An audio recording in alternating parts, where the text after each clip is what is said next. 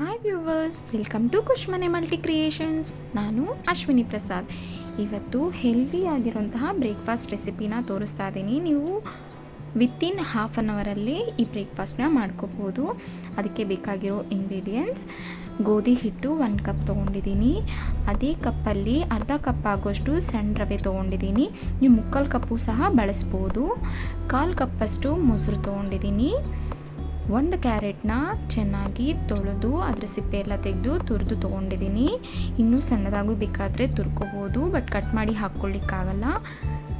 2 ರಿಂದ 3 ಈರುಳ್ಳಿನ ಸಣ್ಣದಾಗಿ ಹಚ್ಚಿಟ್ಕೊಂಡಿದ್ದೀನಿ. ಕೊತ್ತಂಬರಿ ಸೊಪ್ಪು ಸ್ವಲ್ಪ. ಇದಕ್ಕೆ ನೀವು ಬೇಕಾದರೆ ಸಬ್ಬಕ್ಕಿ ಸೊಪ್ಪು ಹಾಕ್ಕೋಬೋದು, ಸೌತೆಕಾಯಿ ಕೂಡ ಹಾಕ್ಕೋಬೋದು. ಇವತ್ತು ನಾನು ಹಾಕಿಲ್ಲ. ಈಗ ಒಂದು ಬೇಸನ್ ತೊಗೊಂಡು ಅದಕ್ಕೆ ಗೋಧಿ ಹಿಟ್ಟು 1 ಕಪ್ ಹಾಕ್ಕೊಳ್ತಾ ಇದ್ದೀನಿ.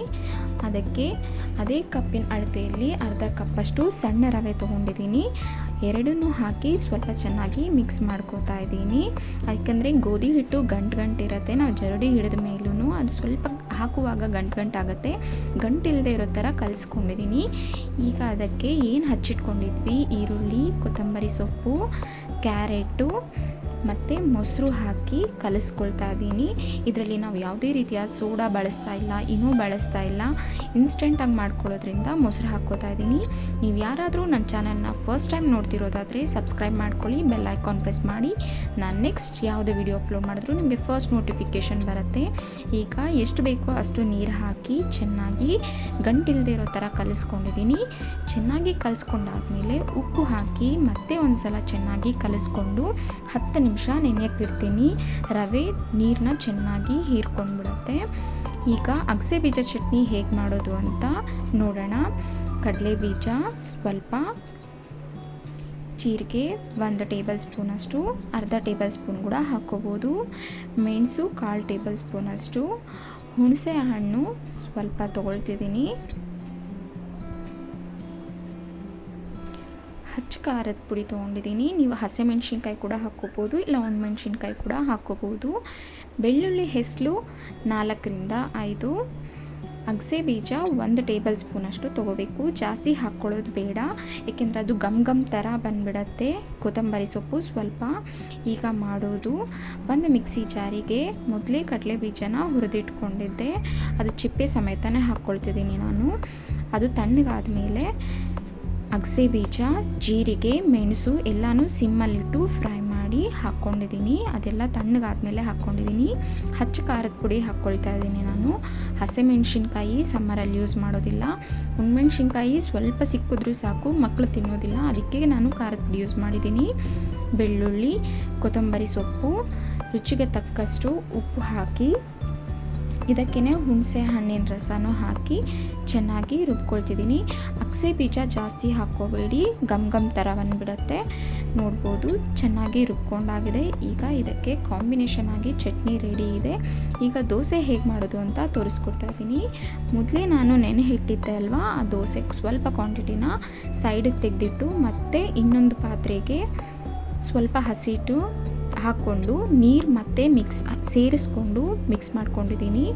ಈಗ ಸೌಟ್ ಹಿಂದೆ ಮಾಡಿ ನಾನು ವಿಡಿಯೋದಲ್ಲಿ ತೋರಿಸಿರೋ ಥರ ನೋಡಿದ್ರೆ ನಿಮಗೆ ಗೊತ್ತಾಗತ್ತೆ. ದೋಸೆ ಹಿಟ್ಟಿನ ಹದಕ್ಕೆ ಕಲಿಸ್ಕೋಬೇಕು. ಈಗ ಒಂದು ತವಾನ ಜಾಸ್ತಿ ಬಿಸಿ ಮಾಡ್ಕೋಬಾರ್ದು, ಮೀಡಿಯಮ್ ಆಗಿ ಬಿಸಿ ಆದಮೇಲೆ ದೋಸೆ ಹಾಕ್ಕೊಳ್ತಾ ಇದ್ದೀನಿ. ನಿಮಗೆ ತವ ಜಾಸ್ತಿ ಬಿಸಿ ಆಗೋದ್ರೆ ದೋಸೆ ಏಳೋದಿಲ್ಲ, ಅದು ಸೀದೋಗತ್ತೆ, ಪ್ಲಸ್ ಬೇಯೋದಿಲ್ಲ. ಮೀಡಿಯಮ್ ಆಗಿ ಅಂದರೆ ತಣ್ಣಗೂ ಇರಬಾರ್ದು, ಜಾಸ್ತಿ ಕಾದೋಗಿರಬಾರ್ದು, ಮೀಡಿಯಮ್ ಆಗಿ ತವ ಕಾದಿರಬೇಕು. ಈಗ ನಾನು ಸ್ವಲ್ಪ ದಪ್ಪಕ್ಕೆ ಹಾಕ್ಕೊಳ್ತಾ ಇದ್ದೀನಿ. ಮಾಮೂಲಿ ದೋಸೆಗಿಂತ ಸೆಟ್ ದೋಸೆ ಎಷ್ಟು ತಿಕ್ನೆಸ್ ಬರುತ್ತೆ ಆ ಥರನೇ ಹಾಕ್ಕೊಳ್ತಾ ಇದ್ದೀನಿ. ಇಲ್ಲ ನೀವು ಮಸಾಲೆ ದೋಸೆ ಥರನೂ ಹಾಕ್ಕೋಬೋದು, ನಿಮಗೆ ಸ್ವಲ್ಪ ನೀರು ಜಾಸ್ತಿನೇ ಮಿಕ್ಸ್ ಮಾಡಿಕೊಂಡು ಆ ಥರನೂ ಮಾಡ್ಕೋಬೋದು, ಇಲ್ಲ ಸೆಟ್ ದೋಸೆ ಥರನೂ ಮಾಡ್ಕೋಬೋದು. ನಾನಿಲ್ಲಿ ಮಸಾಲೆ ದೋಸೆ ಅದಕ್ಕೆ ಹೇಗೆ ಬೇಕೋ ಹಾಗೆ ಹಾಕ್ಕೊಂಡಿದ್ದೀನಿ. ಅಷ್ಟು ತೆಳ್ಳನೂ ಅಲ್ಲ, ಅಷ್ಟಿದು ಅಲ್ಲ. ಈಗ ಸ್ವಲ್ಪ ಎಣ್ಣೆ ಹಾಕ್ಕೊಳ್ತಾ ಇದ್ದೀನಿ. ಸುತ್ತು ಎಣ್ಣೆ ಹಾಕ್ಕೊಂಡು ಪ್ಲೇಟ್ ಮುಚ್ಚಿಟ್ಟು ಬೇಯಿಸ್ಕೋಬೇಕು. ನೀವು ಹಾಗೆ ಬೇಯಿಸ್ಕೊಂಡ್ರೆ ರವೆ ಮಿಕ್ಸ್ ಮಾಡಿರೋದ್ರಿಂದ ಮೇಲ್ಗಡೆ ರವೆ ಹಾಗೆ ಕಾಣಿಸ್ಬಿಡತ್ತೆ.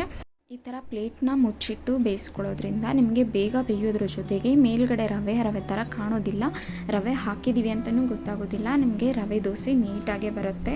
ಪ್ಲಸ್ ಇದು ಗೋಧಿ ದೋಸೆನ ರವೆ ದೋಸೆನ ಅಂತಲೇ ಗೊತ್ತಾಗೋದಿಲ್ಲ, ಅಷ್ಟು ಟೇಸ್ಟಾಗಿರುತ್ತೆ.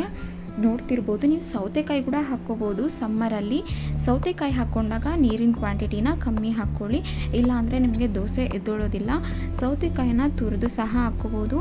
ಈಗ ನಾನು ಚೆನ್ನಾಗಿ ಬೆಂದಿದೆ, ತಿರ್ಗಾ ಅದನ್ನು ಹಿಂದೆ ತಿರುಗಿಸ್ಕೊಂಡು ಮತ್ತೆ ಎರಡೂ ಸೈಡು ಬೇಯಿಸ್ಕೊಳ್ತಾ ಇದ್ದೀನಿ. ಏಕೆಂದರೆ ನಮಗೆ ರವೆ ಹಾಕಿರೋದ್ರಿಂದ, ಗೋಧಿ ಹಿಟ್ಟು ಹಾಕಿರೋದ್ರಿಂದ ಎರಡೂ ಸೈಡು ಬೆಂದ್ರೇ ಚೆನ್ನಾಗಿರುತ್ತೆ.